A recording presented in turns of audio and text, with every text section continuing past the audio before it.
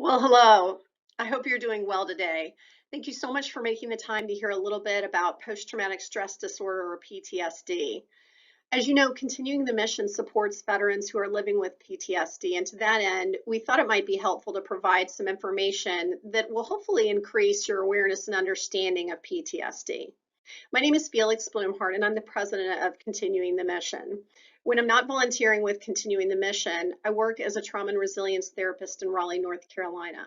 And my experience includes working with both veterans and civilians who have experienced trauma. As a military veteran myself, I have known veterans who have been deeply impacted by trauma, and I'm thrilled to be part of an organization who supports the healing process for our veterans. Again, thank you so much for being here. And without further delay, let's get started. According to the Department of Defense's 2015 evaluation of the U.S. military casualty statistics, there's a high prevalence of post-traumatic stress among military personnel. Among deployed troops, there have been over 138,000 new diagnoses of PTSD from 2000 to June 2015, as well as 40,000 diagnoses among troops not yet deployed. The incidence of PTSD has increased since 2000, with a peak in 2011 and 2012. Post-deployment, PTSD prevalence in U.S. infantry personnel has averaged 10 to 20%, often coexisting with depression, substance misuse, and other concerns.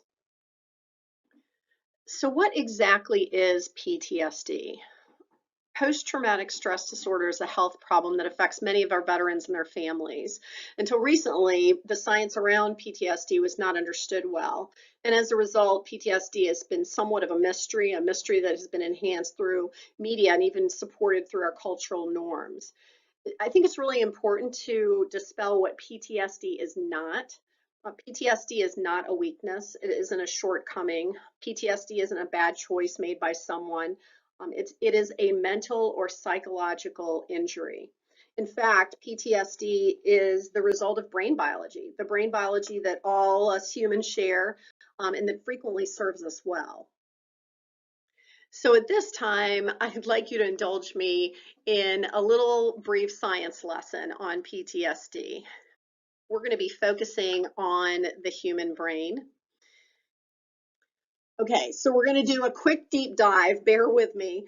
We're talking about the brain. The brain obviously controls our nervous system. And this slide is really designed to kind of give you a sense of how our nervous systems look on maybe most days, right?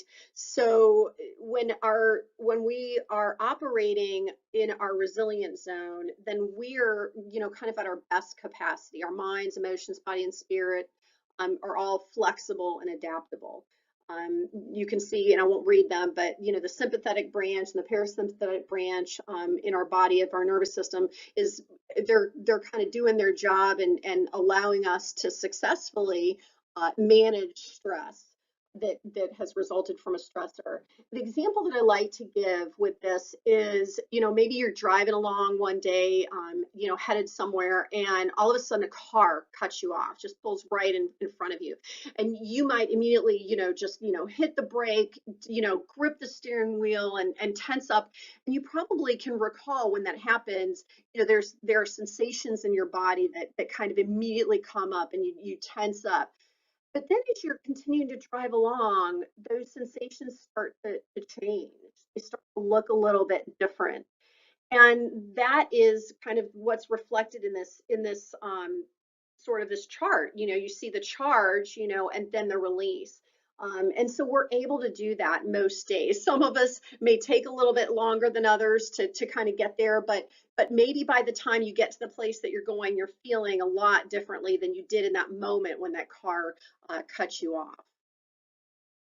Okay, so with trauma, what happens is the trauma occurs, which is a large event, a large stressor. And when that occurs, we are literally bumped out of our resilient zone. So if you can think about that a little bit, we're trucking along, the stressor occurs, and we're bumped out of our resilient zone. Our body is trying to figure out how to emotionally regulate, how to get back into the resilient zone. If we're bumped out and we go high, we might be going into kind of the hyper arousal states. We might experience this, kind of anxiety and panic, or rage, mania, hypervigilance, even hyperactivity. We can also see irritability, and certainly panic attacks also can result, as from being bumped out and going kind of high into hyperarousal. Or we might find ourselves bumped out and going kind of low, right? And we might find ourselves stuck on either high or low.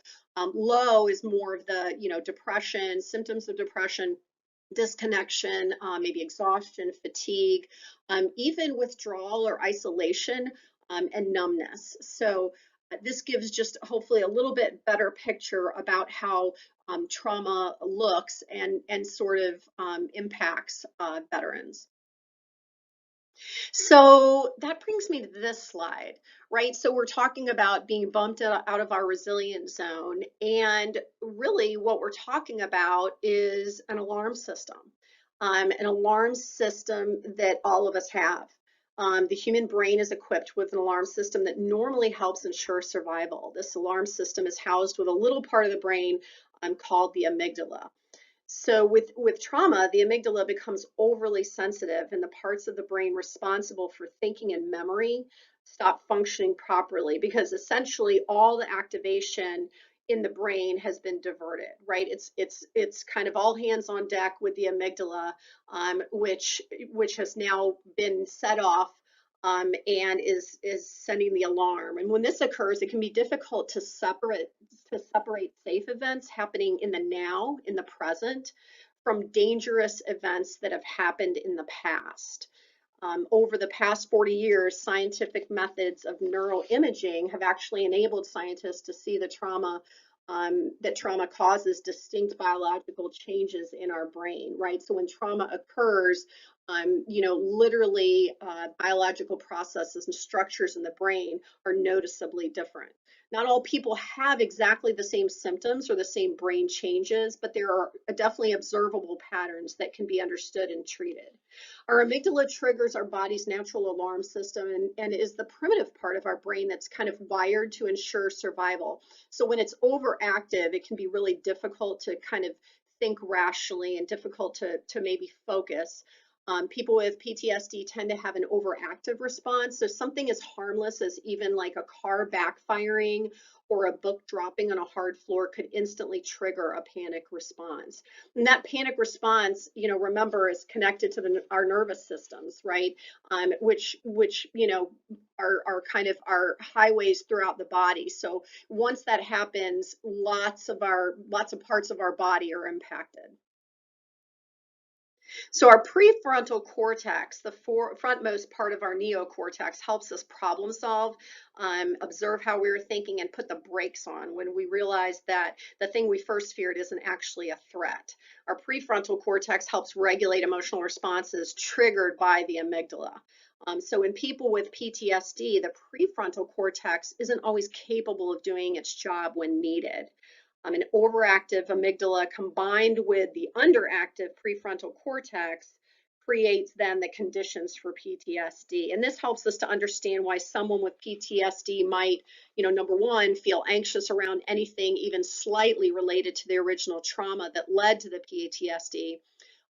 Two, have strong physical reactions to situations that typically don't provoke a fear reaction. And three, avoid situations that might trigger those intense emotions and reactions. And really, if you kind of think about it, those triggers can come from anywhere, right? We use our five senses to navigate the world. And any of those five senses could easily be triggered, whether it be a smell, a touch, a sound, a sight, or even a taste, right? Okay, so our hippocampus is the other part of the brain that we want to take a look at briefly. Other common PTSD experiences, such as unexpected emotions or always being hypervigilant, like looking out for threats that could lead to more trauma, seem to be related to the hippocampus, or the memory center of our brain. Our hippocampus is a lot like our computer's memory that writes files to its hard drive. After a trauma, our hippocampus works to remember and make sense of that event. And because trauma is typically overwhelming, all of the information doesn't get coded correctly. We're kind of in overdrive, and this results in memory challenges like recalling important details of the event. Our amygdala, prefrontal cortex, and hippocampus then all contribute to the feelings and actions associated with fear, clear thinking, decision making, and memory. And with PTSD, we can see physical changes that occur within the brain, and these changes contribute to the negative symptoms of PTSD. So PTSD is a cluster of symptoms that follows exposure to a potentially traumatic event, and it's marked by clear cognitive, behavioral, and physiological changes. It may be chronic if left untreated. The good news story is that there are a lot of treatment options out there for addressing PTSD.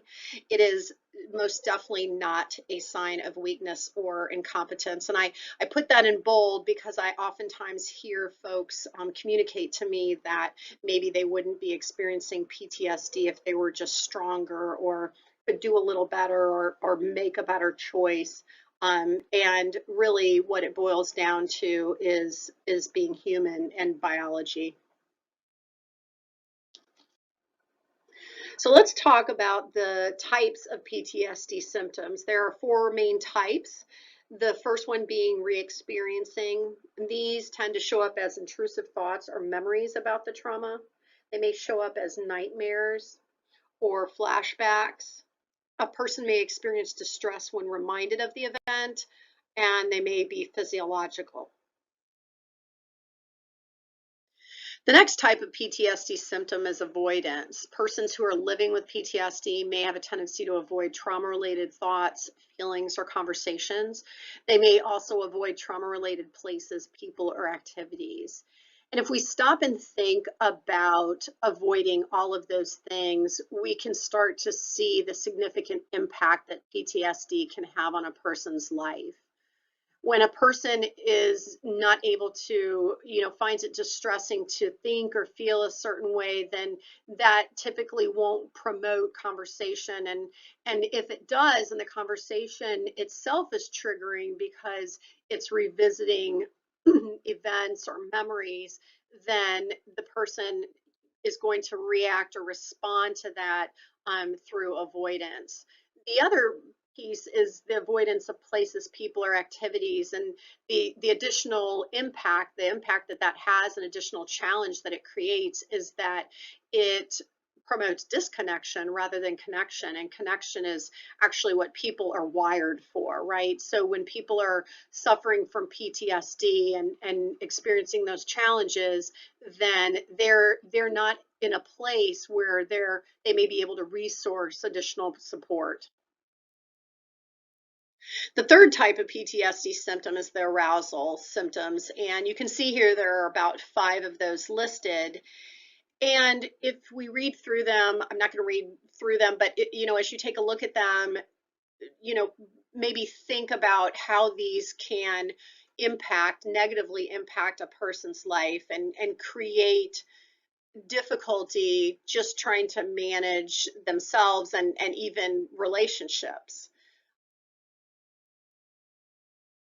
The last type of PTSD symptom is the negative alterations in thought and mood. A person may have difficulty remembering aspects of the event. They may have exaggerated beliefs or expectations about self, others, or the world. They may experience a loss of interest in past enjoyable experiences or feeling detached or cut off from others, or they may experience emotional numbness.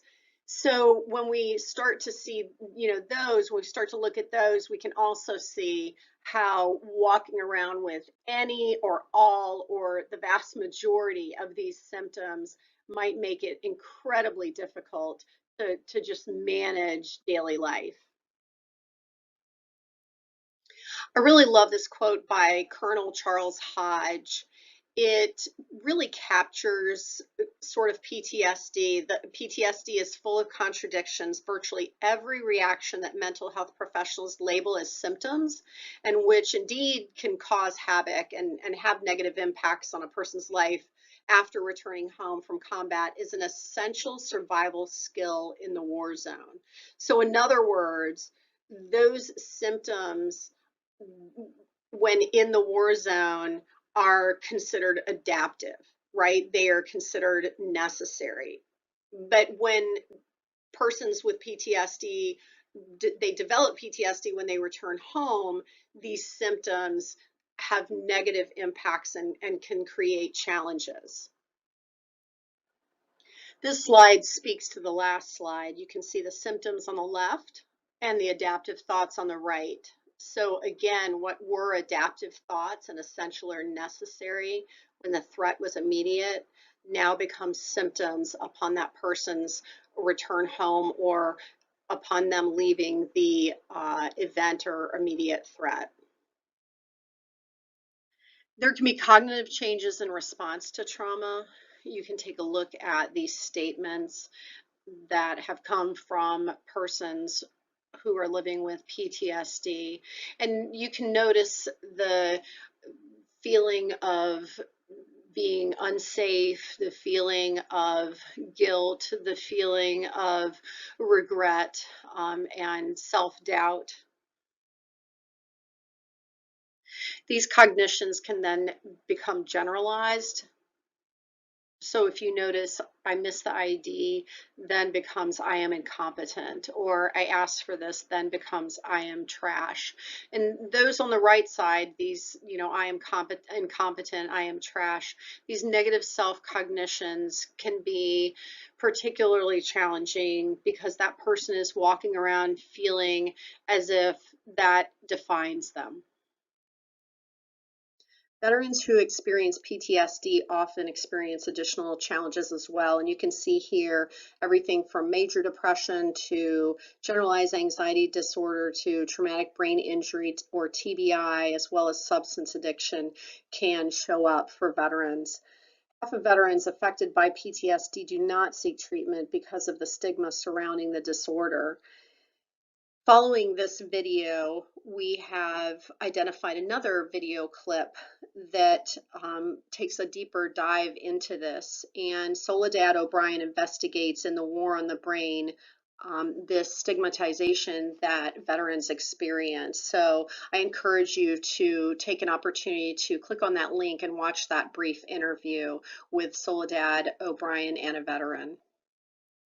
So when we as a society begin to see PTSD through a trauma-informed lens, we're able to see that PTSD is not a sign of incompetence or weakness. It is actually the human body doing its best to manage the stress left from a stressor. Here's the point I want to come back to. When the nervous system gets overwhelmed, people lose the capacity to stabilize and regulate. That's all of us humans. We want to really hit this home because what other people often see as crazy or call unstable is very often someone's nervous system that is just really out of whack. But there is hope, and that is what resilience, both individual and community, is about.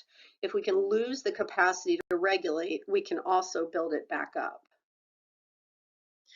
Resiliency relies on resources. As we discussed, veterans living with PTSD may experience barriers to resources. Resources include positive coping tools and social support, and both of these can be hard to come by when met by stigma and decreased support.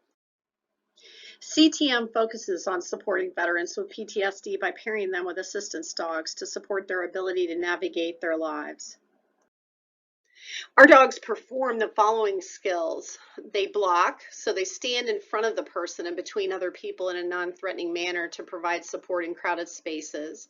They watch, so they stand behind the person and between other people in a non-threatening way to provide support in crowded spaces. They turn on lights to interrupt and support recovery from a nightmare. They bring, so that means they retrieve an object.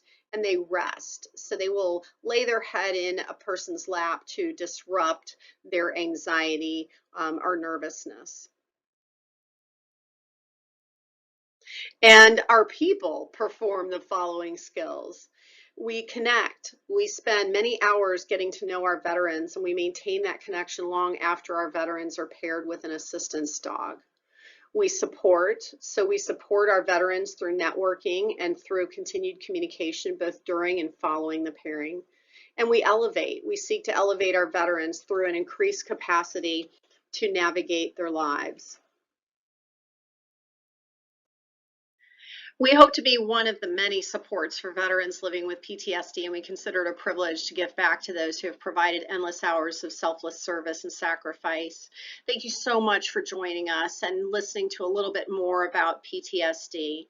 We invite you to be part of our CTM family. We'd love to hear from you. So please feel free to reach out for more information about PTSD, and to find out more additional information about our program, you can go to www.continuingthemission.org. Again, thanks so much and have a good day.